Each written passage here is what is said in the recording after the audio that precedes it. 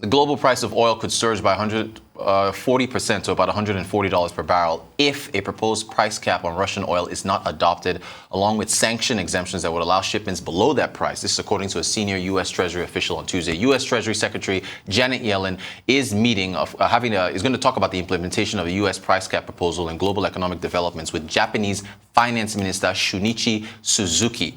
Will they be successful? Let's bring in CEO of Perth Financial, Opeoluwa Dapo Thomas, Perth Partners, to join us to talk about this. Opeoluwa, good morning. What do you make of this meeting between Janet Yellen and the Japanese Finance Minister? Can something come out of this as far as capping Russian oil prices? Hello, good morning. Well, now US and Japan, both members of the G7, obviously have to see to the stability of the global macroeconomic environment.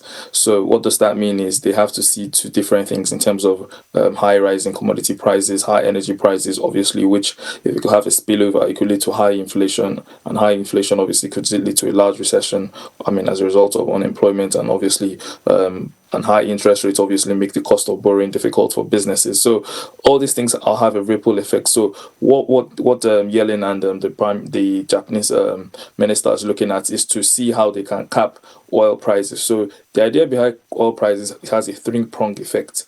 The first thing is to cap oil to a level where it covers Russia's marginal cost of production, which obviously still gives Russia an incentive to produce, because the truth is if you cap the oil prices and Russia cannot produce or they see no reason to produce, then you have an issue. The second prong issue is approach is to cap oil prices in a level where Russia will not make necessary revenue to fund their war. We need to know that countries do a lot to fund wars. Back to the Napoleon Bonaparte era and even the Second World War, you have countries taking loans and then, in fact, increasing their debts just so that they can fund their war. So countries will always do anything to defend their territory. So all the revenue coming into Russia is basically going straight to the military, industry. So what they want to do is to cap oil prices in a level where there's no additional revenue for Russia to make that. And thirdly, which is most important to the whole global macroeconomy, to ensure that prices don't rise to a level where there'll be global inflation and then cost of living is difficult for everyone. We're seeing the euro weaken against the dollar because of these gas supply fears. How much worse can things get in your view?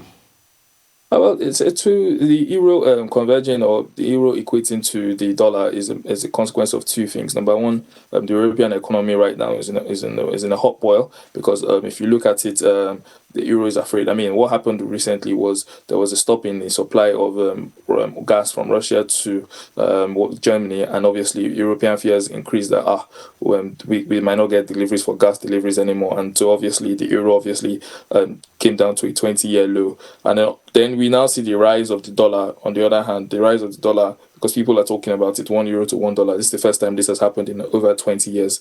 But dollar has been rising.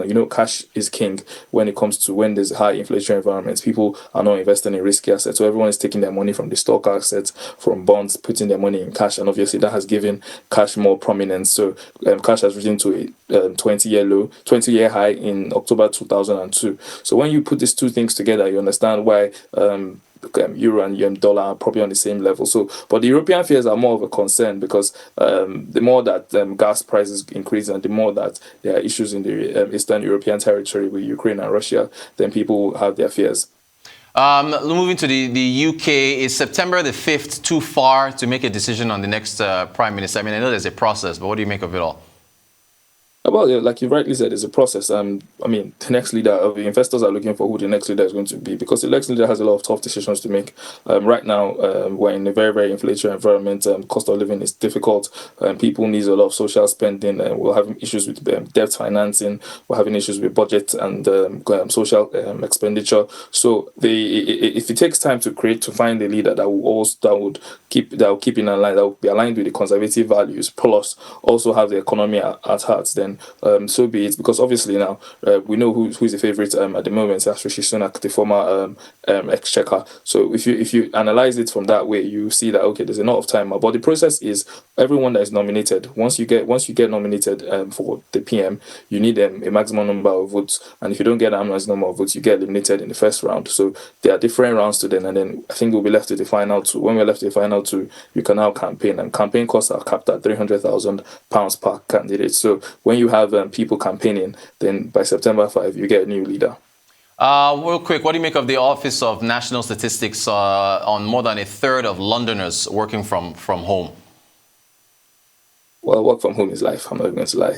It's the best thing it's the best thing that ever happened from the pandemic. Because the truth is that people now get time to spend more with their families. People get time to do what do I call it, save, especially in this inflation environment. I mean, imagine traveling to work with the high cost of energy prices. It's going to be very difficult, and a lot of companies have to pander to the needs of employees. A lot of employees when they're looking for jobs, they see hybrid roles or remote roles, and they find them very attractive. Nobody wants to go to the office 5 times a day. I think people usually go once a week or twice a week, and that's the best you get. So 30% working, I mean, it's still quite high. The goal is to find a way to